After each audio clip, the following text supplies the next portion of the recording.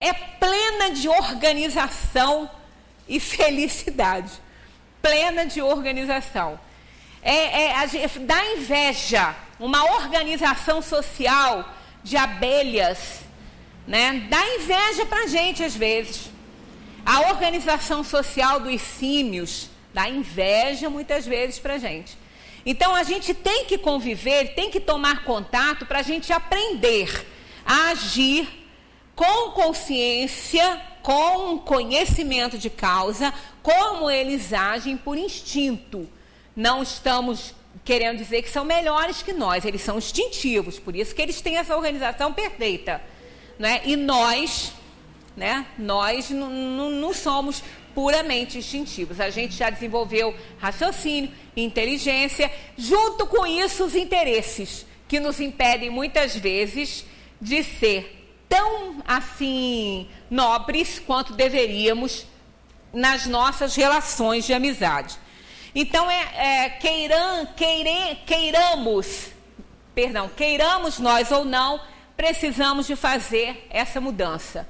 Não é esse horror que muitas vezes a gente acaba tendo de pessoas por causa da sociedade que nós vivemos, que está se mostrando extremamente cruel, mas não está pior, não. Foi muito pior, só que hoje a gente vê. Hoje está dentro do nosso lar por causa do avanço tecnológico. Mas sempre existiram numa intensidade muito maior as crueldades, né, os crimes hediondos, sempre tiveram. Sempre foram presentes nesse planeta aí que nós vivemos, que é um planeta de provação e expiação, com espíritos inferiores, né, que ainda não cresceram.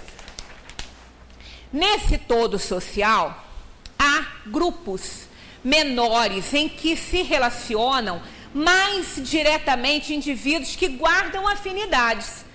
Então, profissionais, culturais, políticas, religiosas.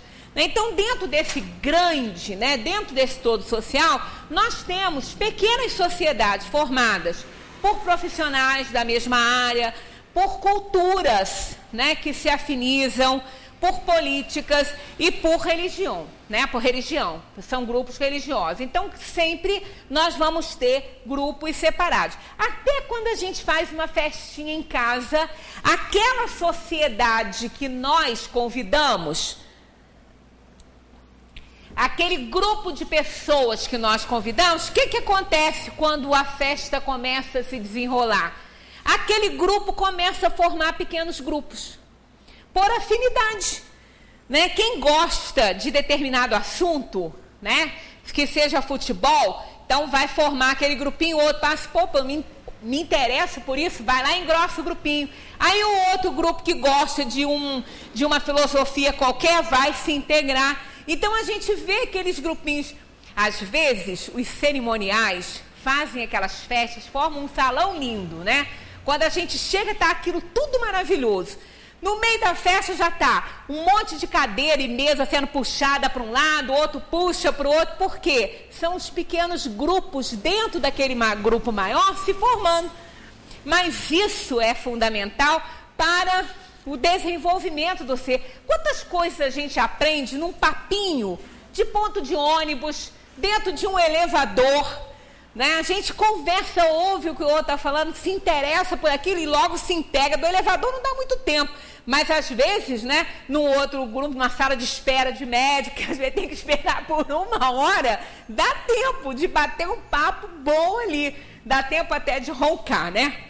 Bem, obrigando, portanto, esses grupos a posicionar-se, né, cada indivíduo nele, a posicionar-se socialmente para que possa participar efetivamente, eu devia até ter grifado isso aqui, porque é importante, participar efetivamente da vida comunitária, contribuindo para que o grupo ao qual se vinculou cumpra sua finalidade com sucesso.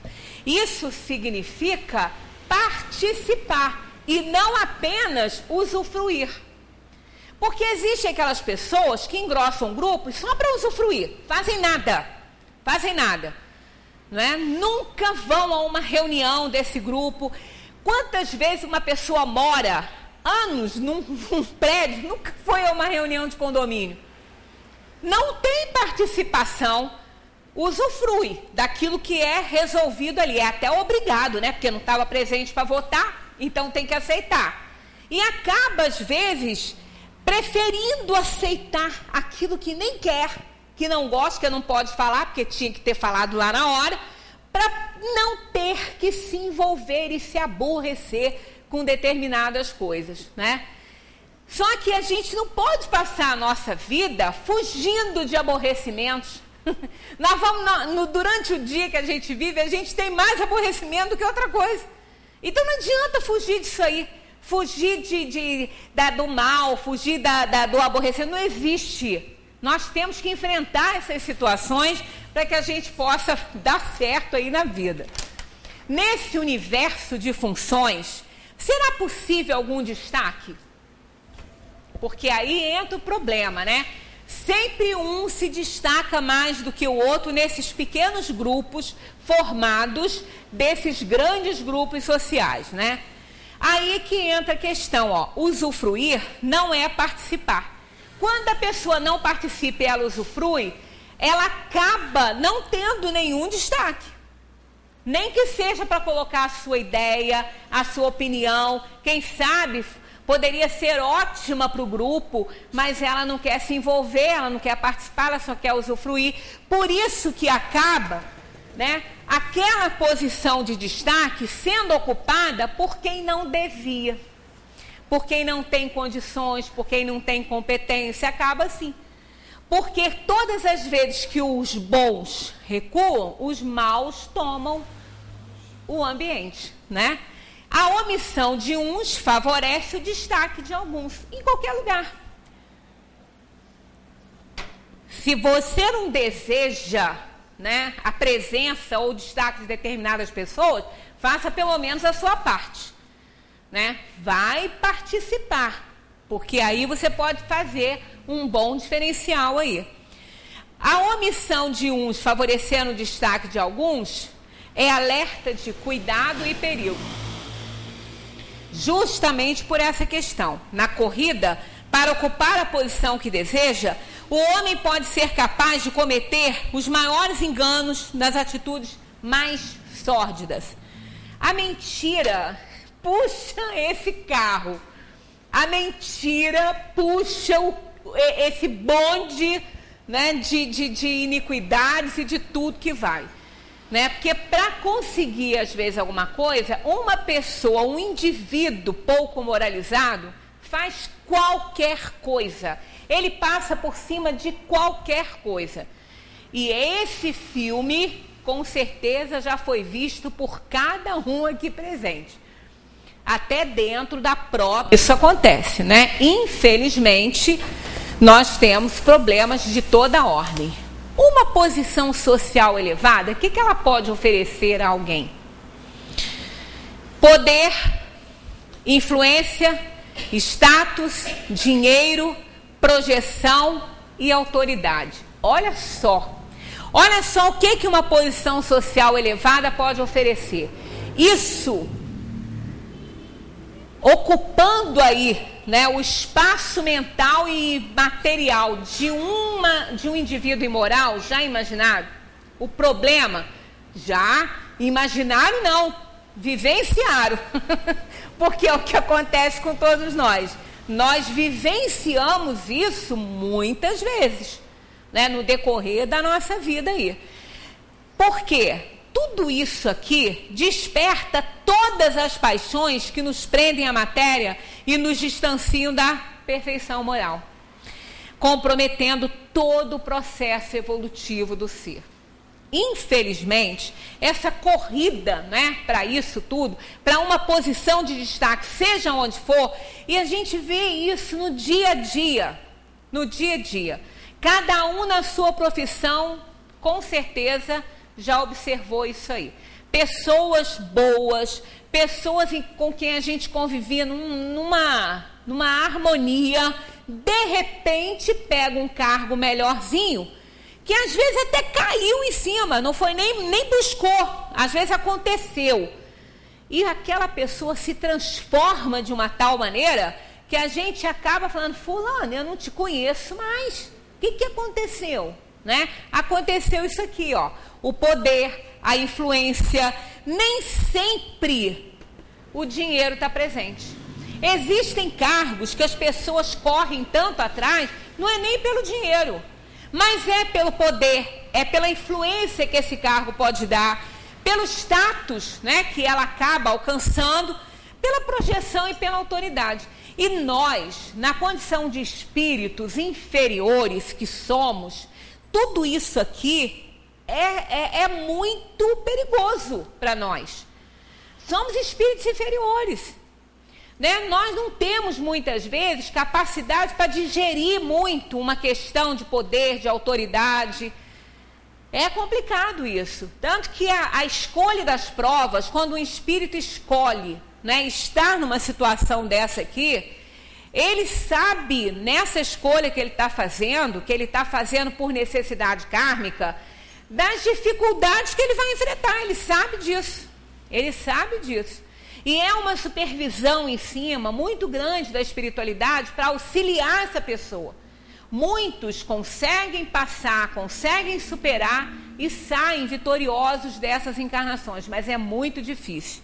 Por isso, né, que às vezes a gente vê que não vale muito a pena correr atrás, né? No homem, nós verificamos duas entidades, a personalidade e a individualidade. A individualidade é a alma, né? É a alma. E a personalidade, ela é mortal, ela é transitória, é o que nós somos, faz parte dessa encarnação, desse corpo que nós estamos tendo. Persona, né? Persona, máscara, aparência, né? Então, nós vemos essas duas entidades no ser encarnado. A personalidade e a individualidade presente ali na personalidade que tomou para a atual encarnação. Então, a personalidade é transitória e mortal, tem interesse material, é filha do homem e é de natureza humana. Já a individualidade, ela é permanente e eterna, que é a alma. Tem interesse espiritual, é filha de Deus, natureza divina, e é de natureza divina. Então, essas duas, o espírito encarnado necessita da personalidade para que ele possa interagir no mundo da matéria. Então, essas duas entidades formam o caráter. Desenvolvem. Porque o homem, o ser já nasce com caráter. Né? Ele já vem na essência dele, quando ele é criado à imagem e semelhança de Deus. Ele só tem que desenvolver. Então, não é muito certo a gente falar que fulano não tem caráter. Ele tem um caráter pouco desenvolvido. Caráter ele tem, é característica do ser. Caráter é isso, característica do ser. Então, essas duas entidades, elas desenvolvem esse caráter. O espírito precisa da matéria para que ele possa interagir, para que ele possa se comunicar no mundo. E a matéria precisa do espírito para que possa individualizá-la e intelectualizá-la. Então, os dois, um necessita do outro. Por isso que as encarnações são fundamentais, né? Formando o caráter, que é a manifestação do poder da individualidade sobre a personalidade. Então, enquanto o ser eterno, né? Enquanto a individualidade, que é a alma, não superar a personalidade, vai ficar reencarnando. Ela vai precisar dela para que ela possa se desenvolver. Então, vai ficar encarnando. Quer dizer, a hora que essa individualidade superar a personalidade, ela não precisa mais de reencarnar nesse mundo que ela está vivendo. Então, há uma necessidade dessa interação social para que uma coisa possa se desenvolver com a outra, para poder o espírito, então, aperfeiçoar-se. O caráter sobrepõe-se aos desejos incontidos, à ambição desmedida, aos interesses pessoais e à cobiça desvairada, que são preconceitos e vícios da personalidade. Então, esse é o grande objetivo, né? Esse desenvolvimento do caráter vai se sobrepor a tudo isso. E o espírito então vai crescer, vai evoluir nesse contato social. Sem ele não há essa evolução. A vontade é a força principal do caráter, é o próprio homem. A vontade é o próprio homem. É, segundo os espíritos, a alavanca da alma. A vontade é a alavanca da alma. Se nós não tivermos vontade, a gente não faz nada. Não levanta do lugar. Não levanta da cama. Precisamos ter vontade para fazer as coisas. Sem vontade, nada acontece. Então, sem vontade, o espírito não evolui. Ele não se aperfeiçoa. Ele precisa lutar, ter vontade para superar suas imperfeições, suas tendências inferiores, para que ele possa, então, superar, fazer que a individualidade se sobreponha à materialidade. Diante da competição pela posição social, o espírita deve agir com cautela nas lutas materiais. Nessas relações materiais, nas relações sociais, nesses destaques que muitas vezes são importantes, se o espírito tem que assumir alguma coisa, ele deve ter muita cautela, porque não é fácil para o espírito enfrentar determinadas situações. Por isso, não deve provocar, não deve correr atrás como se fosse fundamental para a vida dele uma situação de poder, né, de autoridade. A gente tem sempre que estar preocupado com isso aí. Se vier, teremos que aceitar e vamos fazer de tudo para dar certo. Agora tem que ter muito cuidado, porque o assédio da espiritualidade inferior é muito grande, a pressão material é muito grande e somos espíritos inferiores. Então, nessa competição pela posição social, o espírita deve agir com cautela nas lutas materiais. Não deve provocar uma situação de evidência para si mesmo, mas nas administrações transitórias do mundo. Ele não deve provocar isso. Não deve fazer parte desse desejo, a menos que seja uma missão que ele traga da dimensão dos espíritos na escolha das provas, que aí não é nem provocar, vai cair lá no colo. Não tem jeito, são coisas que são desígnios, né, que são determinadas por Deus. Quando convocado a tais situações pela força das circunstâncias, deve aceitá-las, não como um prêmio, mas como provação árdua, onde todo o êxito é sempre difícil em face das responsabilidades que acarreta. Não é? Ser líder, né? Ser dono, ter autoridade. A gente não pode esquecer daquela historinha do Damocles, que eu já contei aqui, lembra?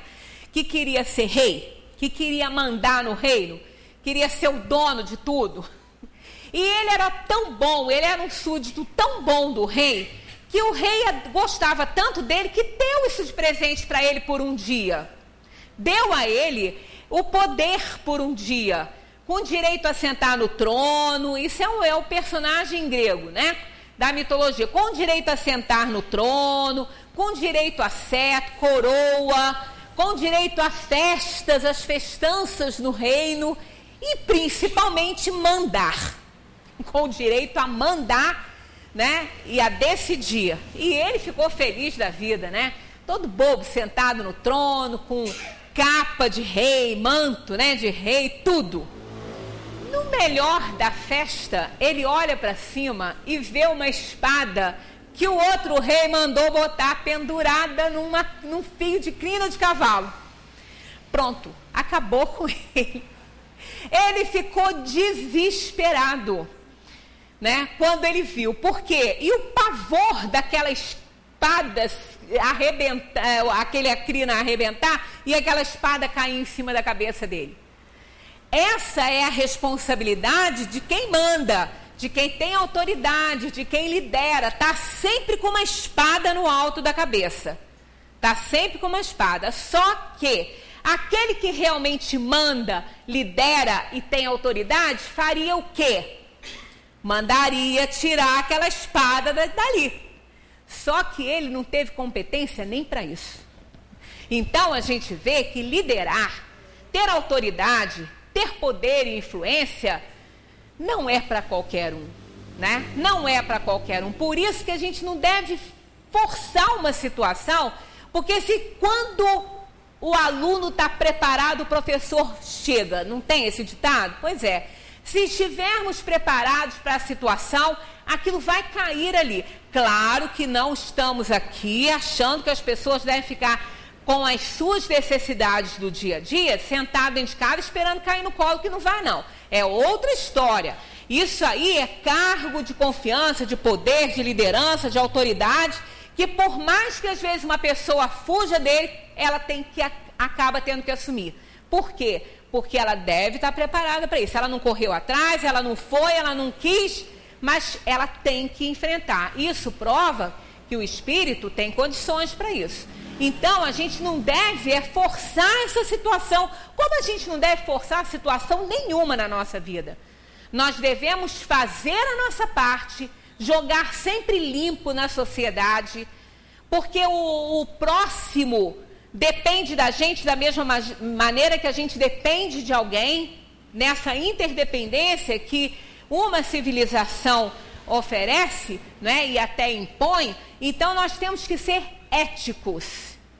Não precisamos nem de ser religiosos. Ninguém precisa de ser religioso para ser ético. Para saber o limite do seu direito e conhecer os seus deveres, porque o seu direito termina onde começa o dever do outro.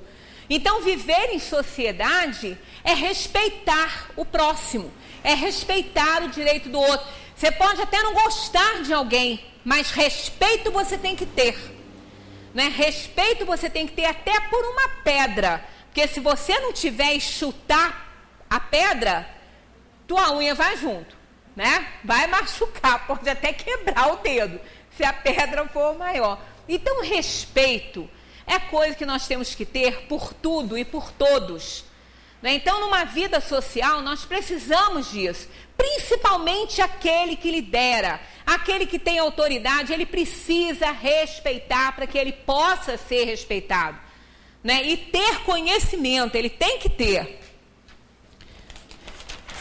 Nessa competição, né, por toda posição almejada, né? Nessa competição, toda posição almejada deve ser alcançada por ser, não é? Por ser competente, por ter as qualidades necessárias para isso e nunca parecer a fim de ter. Aquele que corre muito atrás, aquele que vende a alma, né, para conseguir alguma coisa, com certeza ele não é, né? Ele não tem competência. Ele vai porque se tiver não precisa disso, né? Essas coisas vão chegar, porque é de interesse da espiritualidade que essas forças morais e intelectuais atuem na Terra. Há interesse da espiritualidade para isso. Então, nessa corrida, né, toda posição almejada deve ser alcançada por ser e nunca parecer a fim de ter. Uma posição só é legitimamente adquirida quando, para conquistá-la, não se prejudicou a ninguém. Não se puxou tapete de ninguém, não se prejudicou ninguém, porque senão ela não é legitimamente adquirida e vai nos ser tirada no pior momento da nossa existência, e dar conta disso vai ser outro problema que teremos que enfrentar. E só é legitimamente reconhecida pelo plano espiritual quando, para desempenhá-la, obedeceu-se à lei divina. Aí a gente volta à questão da obediência. A obediência, ela é o tema central, né? Ela realmente é a chave. Tá todo maluquinho aqui, se cair a gente encosta ele aqui, que aí, como a gente diz, no chão não passa, né? A obediência é o fator principal para tudo dar certo. Numa sociedade, num agrupamento, numa relação familiar. Obedecer à lei divina, obedecer o espaço do outro, obedecer às leis do mundo, não é? As leis da vida, as leis do mundo, as leis humanas, se elas fossem mais obedecidas por nós não teríamos tantos problemas. Se as leis de trânsito fossem obedecidas, nós não teríamos tantos acidentes, nós não teríamos tantas mortes antecipadas, porque nesse caso o imprudente morre antes da hora, né? Não teríamos tantas famílias sendo roubadas dos seus amores, dos seus afetos. Tudo está relacionado à obediência. Em primeiro lugar, a obediência à lei de Deus. E depois a obediência às leis da sociedade. Nós somos espíritos inferiores. Nós temos que ter alguma coisa que limite os nossos impulsos, né? Que limite as nossas atitudes, para que a gente possa realmente conseguir viver melhor, conviver com aqueles que são indispensáveis para o nosso aperfeiçoamento e para nosso bem-estar nesse mundo. Muita paz para todos, que continuemos estudando. Dentro ainda da lei de sociedade, falaremos sobre família semana que vem. Porque não deu para entrar, embora seja, né? Vamos chover no molhado? Digamos assim, vamos até chover no molhado? Mas, hein? Semana que vem esclarecendo dúvida, né? Mas essa questão da família, a gente tem que abordar, porque a família é o primeiro grupo social que o espírito enfrenta. E dentro desse grupo social, ele não vai encontrar só amigo. Ele vai encontrar mais inimigo do que amigo. Porque é ali, naquele palco, pequeno palco, né, que Deus nos coloca para essa sessão de teatro que é a nossa encarnação, que nós vamos ter que atuar. E atuar muito bem, né? Atuar muito bem para que a gente possa dar certo na nossa vida. Muita paz para todos.